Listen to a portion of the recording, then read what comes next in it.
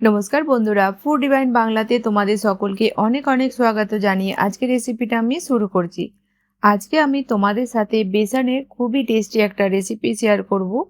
তোমরা এইভাবে একবার বাড়িতে বানিয়ে দেখো, এটা রুটি ভাতের সঙ্গে খেতে দারুণ লাগে। তো আজকের রেসিপির জন্য প্রথমে আমরা নিয়ে নেব 3 চামচ বেসন, অল্প একটু দিয়ে দেব লবণ।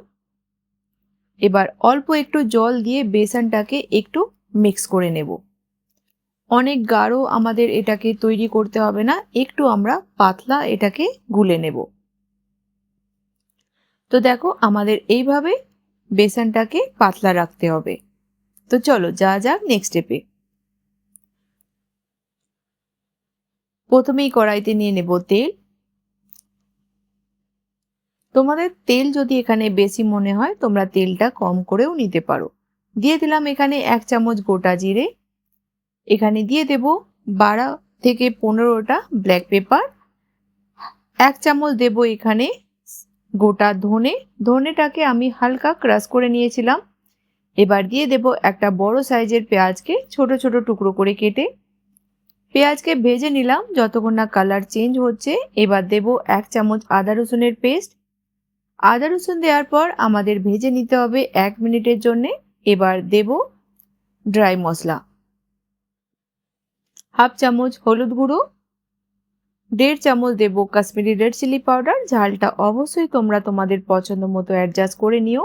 1 চামচ ধনিয়া পাউডার।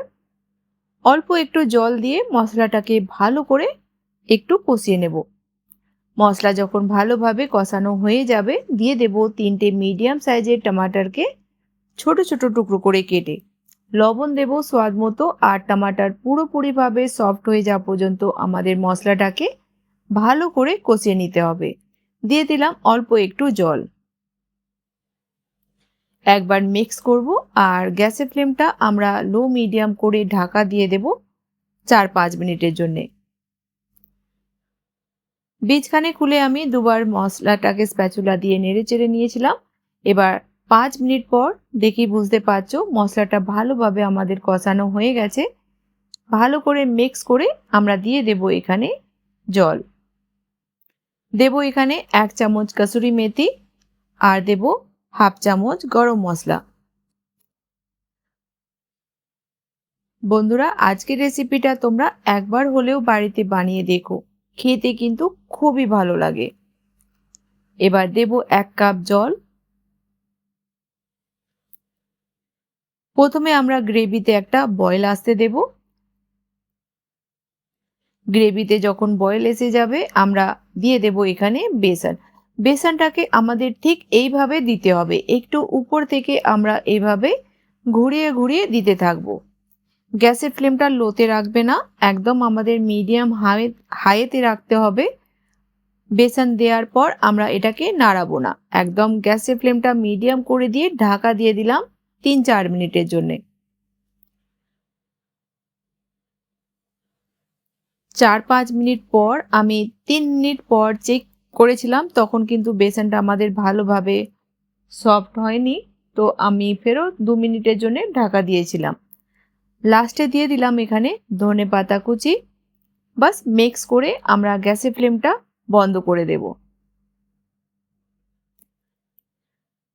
ঢাকা দিয়ে দিলাম 2 মিনিটের জন্য, তারপর আমরা সার্ভ করব। 2 মিনিট পর আমাদের সবজি তৈরি হয়ে গেছে, আমরা এটাকে সার্ভ করে নেব।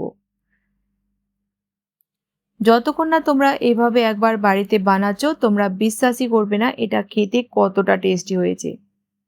তো বন্ধুরা রেসিপিটা কেমন লাগলো অবশ্যই বলো কমেন্ট সেকশানে। আর ভালো লাগলে বন্ধুদের সাথে বেশি বেশি করে শেয়ার করো।